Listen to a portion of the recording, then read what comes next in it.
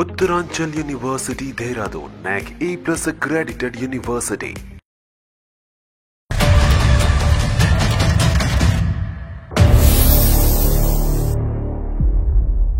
Welcome to అందమైన జీవితం. నమస్తే కళ్యాణ్ గారు. నమస్తే జయ గారు. నమస్తే అండి. కళ్యాణ్ గారు, తల్లిదండ్రుల పద్ధతులు, వాళ్ళ ఆచార వ్యవహారాలే పిల్లల మీద ప్రభావం చూపిస్తాయి. ఖచ్చితంగా వాళ్ళ నడవడిక మీద మన ఇన్ఫ్లుయెన్స్ అనేది బాగా ఉంటుందని నాకు నిజం, ఇది 100% నిజం అన్నయ్య అనిపించింది కళ్యాణ్ గారు. పాప పేరు నవ్య. అసలు అంత చిన్న పిల్లకి ఎంత మెచ్యూర్డ్ గా పెట్టిందో షాక్ అయ్యానండి నేనైతే. ఖచ్చితంగా మాట్లాడదామండి, కాల్ చేస్తాను. తప్పకుండా. అంటే వయసుతో సంబంధం లేదు, ఎవరికో ఒకరికి చెప్పుకోవాలనే ఒక ఆలోచన ఉంటుంది. చిన్న పిల్లల్లో కూడా అంత మెచ్యూరిటీ లెవెల్స్ నిజంగా హ్యాట్స్ ఆఫ్ అండి.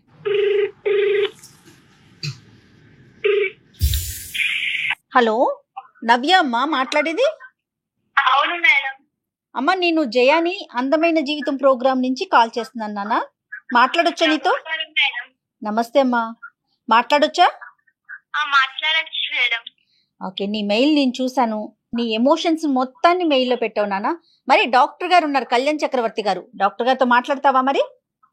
మాట్లాడతాను మేడం. ఓకే అమ్మా నవ్య, ఎంత నన్న వయసు? 13 years? 13 years. ఏంట్రా నీకు ఇంత చిన్న వయసులో కష్టం ఏమైందన్న? సార్, నేను చెప్పుకోలేని బాధ సార్. ఏంటమ్మా అది? నేను అమ్మతోటి ప్రేమ పంచుకోలేకపోతున్నాను మేడం. అంటే ప్రేమ పంచుకోలేకపోవటం అంటే? అమ్మ ప్రేమ 6 months నుంచి నాకు ఇవ్వట్లేదు మేడం. అంటే ఏంటమ్మా? కొద్ది వివరంగా చెప్పరా అమ్మా, ధైర్యం తెచ్చుకుని కొద్ది వివరంగా చెప్పు. మెయిల్ పెట్టావు కదా. అవును మేడం, అమ్మ ప్రేమ దక్కట్లేదు నాకు. నాన్న ప్రేమ ఎలాగో దక్కదు మేడం. అంటే ఏ విధంగా నాన్న? ఏ విధంగా అంటే ఒక అంకుల్ వస్తున్నారు మేడం ఇంటికి.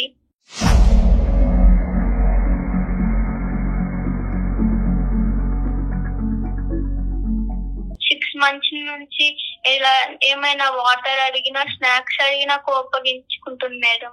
ఈ అంకుల్ ఎవరమ్మా? నాన్నగారు ఫ్రెండా? ఎవరు ఈ అంకుల్? అంకుల్ అంటే ఎవరు? ఏమో తెలీదు సార్. అమ్మ దగ్గరికి వస్తాడు, అప్పటిదాకా వాళ్ళిద్దరు మాట్లాడుకుంటారు అంకుల్. నేను ఏదో వాటర్ తీసుకుందామని వెళ్ళేటప్పటికి వాళ్ళిద్దరు నా వంక సీరియస్ గా చూస్తారు అంకుల్.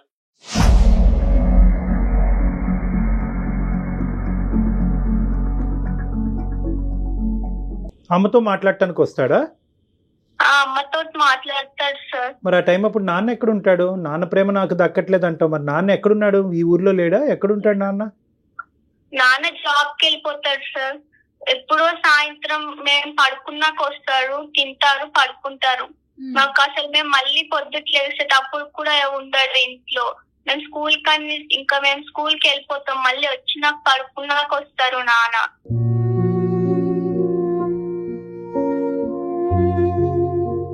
ఎంతమంది నాన్న మేము అంటున్నావు?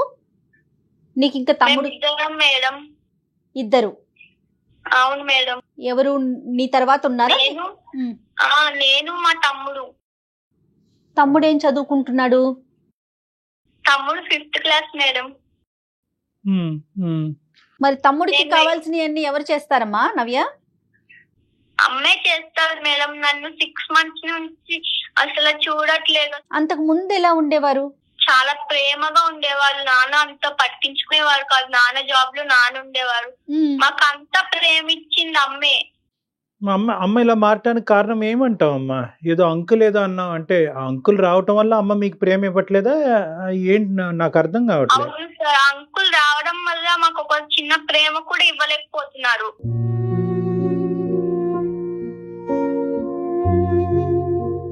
మరి అడిగావా అమ్మా, ఎవరమ్మా అంకుల్, ఎందుకు వస్తున్నాడమ్మా, ఎవరమ్మా, మాకు ఎందుకు ప్రేమ తగ్గుతుంది నీ దగ్గర నుంచి అని అడిగావా? అడుగుదామన్నా కొడతారు సార్. ఇట్లా కళ్ళు పెద్దగా చేసి చూస్తాం. అట్లా నాకు చాలా భయం వేస్తుంది అమ్మ దగ్గరికి వెళ్ళాలన్నా. అమ్మ దగ్గరికి వెళ్ళాలంటే భయం వేస్తుంది. ఒక రోజు ఈ అంకుల్ ఎవరని అడిగితే ఆ రోజు నన్ను కొట్టింది అంకుల్.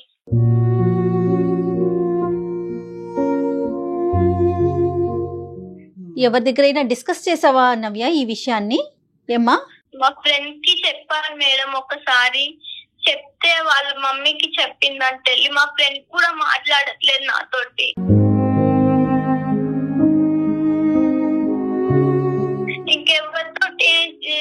చేయాలి మేడం? నా ఒక్క దాంతో నేను నా మనసు చెప్పుకుని ఉంటున్నాను నేను.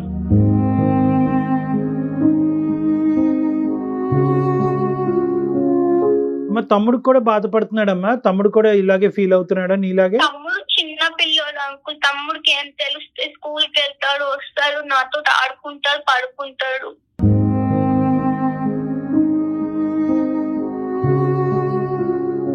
కానీ ఎవరికి పెద్దవాళ్ళతో ఎవరు మాట్లాడలేదమ్మా? నువ్వు పడే బాధ ఎవరికి పెద్దవాళ్ళతో ఎవరు చెప్పుకోలేదు? అమ్మమ్మ వాళ్ళు కానీ నాయనమ్మ వాళ్ళు కానీ ఎవరితో మాట్లాడతావమ్మా నవ్య?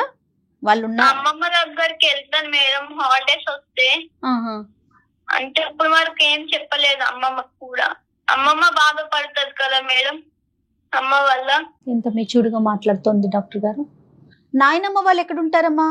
నానమ్మ వాళ్ళు ఊర్లో ఉంటారు మేడం, అమ్మమ్మ వాళ్ళు కూడా ఊర్లోనే ఉంటారు. నాన్నగారితో నీకు సండే ఏమి ఉండరా? మీ ఫాదర్ డాడీ ఇంట్లో ఏమి ఉండరా సండే కూడా? పొద్దుటే వెళ్ళిపోతారు మేడం, మళ్ళీ సాయంత్రం వస్తారు. చదువు ఎలా ఉంది నాన్న నీది? నీ చదువు ఎలా ఉంది? నాకు చదువు అర్థం కావట్లేదు అంకుల్. ఇంట్లో డాడీ పట్టించుకోవడం అంకుల్, అమ్మ కూడా పట్టించుకోవట్లేదు అంకుల్. నాకు ఏడుపు వస్తుంది అంకుల్.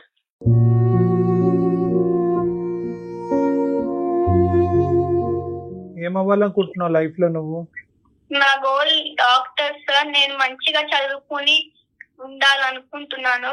అమ్మ వల్ల ఇలా నేను కొంచెం నాకు శాంతం చిన్న పిల్ల కాదు, అందుకని పెద్ద పిల్లను కాదు. ఏదైనా కూడా తన ఏజ్ లో కొన్ని అంశాలు తనతో మాట్లాడటానికి ఇక్కడ మనకు వీలు పడదమ్మా, దొరకట్లేదు కదమ్మా. ఇప్పుడు నువ్వు ఏం కావాలని మాకు చేసావమ్మా? అంటే నువ్వు చాలా మంచి పని చేసావు, ఈమెయిల్ పంపించావు, అట్లీస్ట్ మాలాంటి వాళ్ళు నీలాంటి వాళ్ళకి హెల్ప్ చేయగలవు అనేటటువంటి ఉద్దేశంతో నువ్వు చేయటం అన్నది చాలా గొప్ప విషయం అమ్మా. నువ్వు నీకు అమ్మ ప్రేమ కావాలి సార్. అమ్మ ప్రేమ కావాలి. సొల్యూషన్ చూపించండి కొంచెం.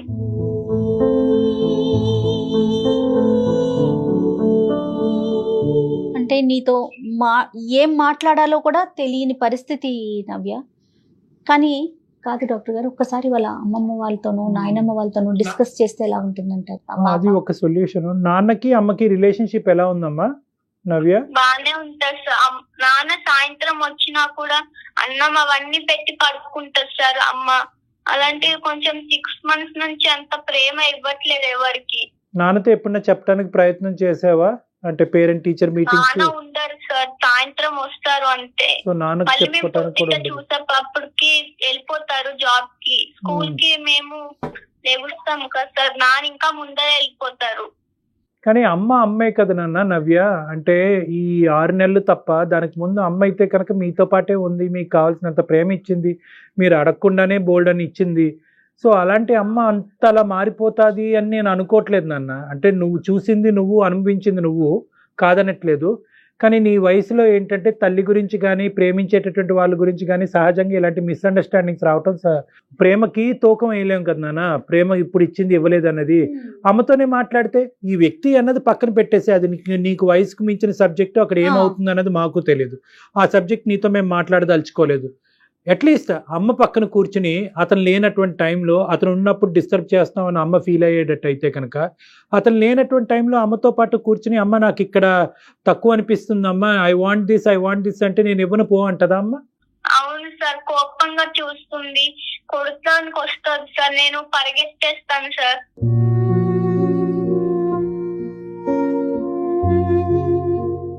ఏది అతను లేనటువంటి టైంలో కూడా అమ్మనది అడిగితే అమ్మ కోపం వస్తుంది సార్. నేను ఏం వెళ్తాను, స్నాక్స్ ఏమన్నా ఉన్నాయి అంటే లేవు వెళ్ళు అంటారు సార్. నేను వెళ్ళి కొంచెం తల్లన్నం ఉంటే తినేస్తాను సార్. అతను ఎంతసేపు ఉంటాడు ఇంట్లో, మీ ఇంట్లో?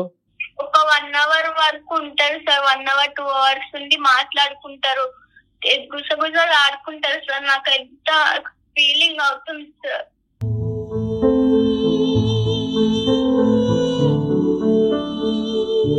మేము బయటకు వెళ్ళి సంవత్సరం అయిపోయింది అంకుల్. మా ఫ్రెండ్స్ ఏమో సండే అవ్వగానే మండే వచ్చి మేము అక్కడికి టూర్కి వెళ్ళాం, ఇక్కడికి వెళ్ళామని చెప్తుంటే బాధ వచ్చేస్తుంది నాకు. ఎందుకు ఇలా ఉంది మా ఇంట్లో అర్థం కావట్లేదు అంకుల్. నువ్వు ఒకటి అర్థం చేసుకోనన్నా, నీ బాధ చాలా, నీ చిన్న వయసుకి ఎవరికి రాకూడదు నాన్న. నీ చిన్న మనసు చాలా గాయపడింది, కాదనట్లేదు. కానీ ఈ టైంలోనే నువ్వు ధైర్యంగా ఉండాలి. ఇలాంటి ప్రాబ్లమ్స్ సహజంగా వస్తూ ఉంటాయి. దీన్ని ఒక కంక్లూజన్ తీసుకెళ్ళొద్దు, ఒక రాంగ్ కంక్లూజన్కి ఏది రావద్దు, నీ మనసు పాడు చేసుకోవద్దు. అమ్మ గురించి చెడ్డ అభిప్రాయం, నాన్న గురించి చెడ్డ అభిప్రాయం అన్నది తెచ్చుకోవద్దు. ఓకే, మనకి ఏం జరుగుతుంది ఏంటి అన్నది మనకి ఏమీ తెలియదు. నీ మనసు పాడవుతుంది అంటే కనుక నువ్వు ఒక నెగిటివ్ కంక్లూజన్కి వచ్చేవేమో అని నాకు అనిపిస్తుంది. అలా రావద్దు. ఎందుకంటే కనుక నీకు నీ లైఫ్లో ప్రయారిటీస్ ఉన్నాయి. నువ్వు ఒక డాక్టర్ అవ్వాలి అనుకుంటున్నావు, బాగా చదువుకోవాలని అనుకుంటున్నావు. నీ మనసు అటువైపు డైవర్ట్ అవ్వకుండా నీ స్టడీస్ మీద ఫోకస్ పెట్టుకో. నీకేమైనా హాబీస్ ఇంట్రెస్ట్ ఉంటే కనుక అవి డెవలప్ చేసుకుని ఆ విధంగా డైవర్ట్ చేసుకో. అమ్మ దగ్గర నుంచి రావాలి. కొంచెం సొల్యూషన్ చూపించండి సార్, నాకు అదే చాలు. ఇంకా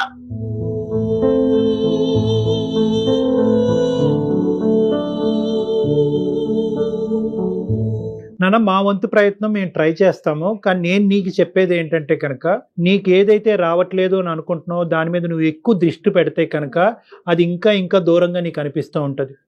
ఈ వయసులో నువ్వు అనుకుంటే చాలా హాబీస్ ఇంట్రెస్ట్ డెవలప్ చేసుకోవచ్చు. నీ మైండ్ని డిస్ట్రాక్ట్ చేసుకోవచ్చు. గేమ్స్ ఆటపాటల్లోకి డైవర్ట్ చేసుకోవచ్చు. అమ్మ ప్రేమ ఇదివరకు వచ్చింది, ఇప్పుడు కరువు అయింది, ఇప్పుడే నాకు ఈ ప్రేమ కావాలి అంటే కనుక ఆ ప్రేమ ఇంకా ఇంకా దూరంగా వెళ్తున్నట్టు నీకు అనిపిస్తూ ఉంటుంది. ఇంకొక అంశం నేనేమంటున్నానంటే, నీ చుట్టుపక్కల నువ్వు బాగా నమ్మి నువ్వు కాన్ఫిడెంట్గా ఉండేటటువంటి వ్యక్తులు ఎవరు ఉండకపోరమ్మా. అమ్మమ్మ కానీ నాయనమ్మ కానీ ఎవరో ఒకరితో, మావయ్యలతో కానీ ఉంటారు కదా నాన్న, వాళ్ళతో. అంటే నీకు ఇది నేను ఎలా చెప్పాలో నాకు తెలియట్లేదు. ఎందుకంటే నీ వయసు చిన్నది, నీ ద్వారా వాళ్ళకి ఎలా కమ్యూనికేట్ చేయాలో నాకు అర్థం కావట్లేదు. కానీ నువ్వు ఇంత మెచ్యూర్గా మాకు ఈమెయిల్ పెట్టి ఇంత చక్కగా మాట్లాడుతున్నావు కాబట్టి ఇలా నీతో చెప్పటం తప్పు కాదు అనే భావంతో నీకు చెప్తున్నాను. మీ పెద్దవాళ్ళు ఎవరైనా ఉంటే, నువ్వు నమ్మినటువంటి వాళ్ళు ఎవరైనా ఉంటే కనుక వాళ్ళతో సున్నితంగా ఒక 2 ముక్కలు చెప్పు. నాకు అమ్మ కావాలి, అమ్మ ప్రేమ కావాలి, అమ్మ ఈ మధ్యకాలంలో బిజీగా ఉంటుంది అని చెప్పు. అంటే ఈ వ్యక్తి వస్తున్నాడు, ఇలాంటి సెన్సిటివ్ ఇష్యూస్ బహుశా అక్కడ చెప్తే కనుక వాళ్ళు ఇంకో విధంగా అర్థం చేసుకుని ఇంట్లో ప్రాబ్లమ్స్ ఎక్కువ అవడానికి అవకాశం ఉంటుంది. సో నువ్వు ఈ విషయాన్ని ఏంటంటే, అమ్మ బిజీగా ఉంటుంది ఈ మధ్యకాలంలో, అలాగ నువ్వు ఎలాగైతే మాతో చెప్పుకున్నావో మైనస్ ఈ వ్యక్తి యొక్క సబ్జెక్టు తీసుకుని వాళ్ళతో వివరించడానికి ట్రై చేయమ్మా. వాళ్ళు సున్నితంగా అమ్మకి చెప్పడానికి ట్రై చేస్తారు. నువ్వు వాళ్ళు కంప్లైంట్ చేసినట్టుగా ఉండకుండా వాళ్ళ అమ్మకి చెప్పినట్టుగా అయితే కనుక ఇష్యూ ఈజీగా సెటిల్ అవుతుందని నాకు అనిపిస్తుంది. నువ్వైతే స్టడీస్ మీద ఫోకస్ చేయమ్మా. నానా, పేరెంట్స్ మీటింగ్ కూడా రాదు సార్. ఇది వరకు మంచిగా వచ్చేవారు పేరెంట్స్ మీటింగ్స్, స్కూల్ కి వచ్చి మంచిగా చెప్పేసి వెళ్ళేవారు సార్. అలాంటి పేరెంట్స్ మీటింగ్స్ కూడా రావట్లేదు. మొన్నే పేరెంట్స్ మీటింగ్ అయింది సార్. అందరు మదర్స్ డాడీస్ అందరు వచ్చారు సార్. నేను ఎవరు, మా మదర్ కూడా రాలేదు సార్.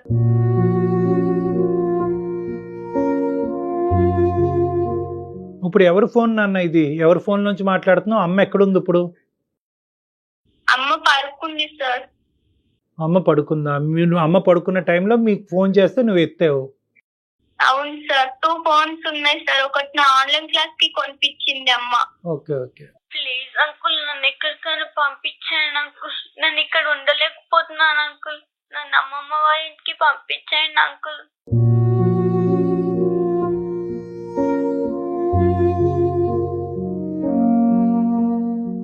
నా ఉద్దేశం ఏంటంటేనమ్మా, ఈ 2 దారులు నాన్న. అమ్మకి ఇంకా పూర్తిగా నువ్వు కూర్చుని మాట్లాడేటటువంటి అవకాశం అంటే ఇంకా పూర్తిగా అమ్మ దగ్గరికి వెళ్ళి నీ బాధను పూర్తిగా మాతో వ్యక్తపరిచినట్టుగా అమ్మకి ఇంకా వ్యక్తపరచలేదేమో అన్నది నా ఆలోచన. ఎందుకంటే ఇంత కోపంగా చూస్తారు సార్, కొట్టడానికి వస్తుంది. నువ్వు యాజ్ ఆఫ్ నో ఇక్కడ ఏదో జరిగింది, ఏదో అనర్థం జరిగింది, ఏదో భయంకరంగా అయిపోయింది, జీవితాంతం అమ్మ ప్రేమని పెర్మనెంట్గా పోగొట్టుకున్నాను అనే కంక్లూజన్స్కి రావద్దు. ఇలాంటివి సర్వసహజంగా అందరి జీవితాల్లోనే జరుగుతూ ఉంటాయి. ఇది ఏంటి అన్నది మాకు కూడా పసిగట్టడం కష్టము. ఇటువంటి పరిస్థితుల్లో మనకి తెలియనటువంటి అంశం గురించి ఎక్కువ ఆలోచిస్తే టెన్షన్ పెరుగుతుంది. నువ్వు చేయవలసింది ఏంటంటే, నీ వయసుకు తగ్గట్టుగా నువ్వు ఏమైతే కాన్సన్ట్రేట్ చేయాలో అవి చేయి. చదువుకో, చదువు మీద కాన్సన్ట్రేట్ చేసుకో. నీకు నచ్చినటువంటి 2-3 ఫ్రెండ్స్తో ఎక్కువ టైం స్పెండ్ చేసుకో. ట్యూషన్స్ ఉంటే ట్యూషన్స్కి అటెండ్ అవ్వు. గేమ్స్ అలాంటివి ఏమైనా ఉంటే ఆడుకో. తమ్ముడితో కలిసిగట్టుగా ఉండడానికి ట్రై చేయి. ఇలాగ నీ మైండ్ డైవర్ట్ చేసుకోవటానికి ట్రై చేయి. వీలుంటే, అవకాశం ఉంటే నీకు నమ్మినటువంటి ఒక వ్యక్తికి ఈ ప్రాబ్లం చెప్పు. వాళ్ళ ద్వారా అమ్మకి ఏదైనా చెప్పడానికి ప్రయత్నం జరిగితే కనుక ఇష్యూ సెటిల్ అవుతుంది. అమ్మ, ఆ వ్యక్తిని ఫ్యామిలీ మెంబర్ నే ఎంచుకోనా, బయట వాళ్ళకి బయట వాళ్ళదు. నువ్వు నమ్మినటువంటి మనిషి మన ఫ్యామిలీలోని. ఓకే నవ్య. Okay madam. ఎక్కువగా ఆలోచించకు నాన్న. సొల్యూషన్ చూపించినందుకు థ్యాంక్స్ మేడం. నా తర్వాత మళ్ళీ ఫోన్ చేసి కానీ ఈమెయిల్ చేసి కానీ మాకు చెప్పు నాన్న ఏం జరిగిందని. ఏం జరిగింది అన్నది. మేము ఎప్పుడు అవైలబుల్ గానే ఉంటాము. బహుశా ఏంటంటే మేము చెప్పినటువంటి సొల్యూషన్ 110% నీకు హెల్ప్ అవుతుందో లేదో మాకు తెలియదు, కానీ ఎలా ఉంది పరిస్థితి అనేది ఒక 2-3 వారాల తర్వాత మాకు ఖచ్చితంగా చెప్పు నాన్న. Okay sir. ఓకేనా? Thanks sir. గుడ్ లక్ నాన్న. God bless you. All the best. Okay Navya, bye మా. Okay madam, bye. బాయ్ నాన్న. బాయ్. Thank you. బాయ్. ఇంతకంటే ఆ పాపకు మనం చేయగలిగేది చెప్పగలిగేది లేదు. ఇప్పుడు అదే చెప్తున్నాను తండ్రి ఆ కళ్యాణ్ గారు. విధంగా బిజీగా ఉండి చాలా సర్వసహజమైనటువంటి అంశం అమ్మాయి. ఎటొచ్చి ఏంటంటే గొంతిప్పి ఈ అమ్మాయి మాట్లాడుతుంది. ఆ. గొంతిప్పినటువంటి వాళ్ళు 99.9%. 8th క్లాస్ 8th స్టాండర్డ్ చదివే పిల్ల, ఆ పిల్లకి ఏం జరుగుతుంది అనేది తెలుసు. ఆ పాపకి తెలుసు, అవగాహన ఉంది. చెప్పుకోలేకపోతుంది. చెప్తే ఏం జరుగుతుందో తెలియదు. భయం. మనం తిప్పి తనకి చెప్పలేకపోతున్నాం, కానీ జరిగే విషయం ఏంటో ఆ పాపకి తెలుసు. కానీ ఎలాంటి ప్రభావం చూపిస్తుంది కదా. తల్లిదండ్రులు ముఖ్యంగా ఏంటంటే, అంటే తల్లిదండ్రులు కొంతమంది పిల్లల్ని చూసి టేక్ ఇట్ ఫర్ గ్రాంటెడ్ గా ఉంటారమ్మా. మనం అన్ని ఇస్తున్నాం కదా, సదుపాయాలు ఇస్తున్నాం కదా, ఏసీ పెట్టాము, ఇల్లు ఇచ్చాము, టైం ఫుడ్ ఇస్తున్నాం కదా అనేటటువంటి స్పీడ్ లో పిల్లలకు కావలసినటువంటి బేసిక్ ఇంగ్రీడియంట్ ప్రేమ, టైము, మెయిన్ ఇంగ్రీడియంట్. ప్రేమ ఇవ్వటము. ప్రేమ అనేటటువంటిది ఈ మధ్యకాలంలో చాలా మెటీరియలిస్టిక్ గా అయిపోయిందమ్మా.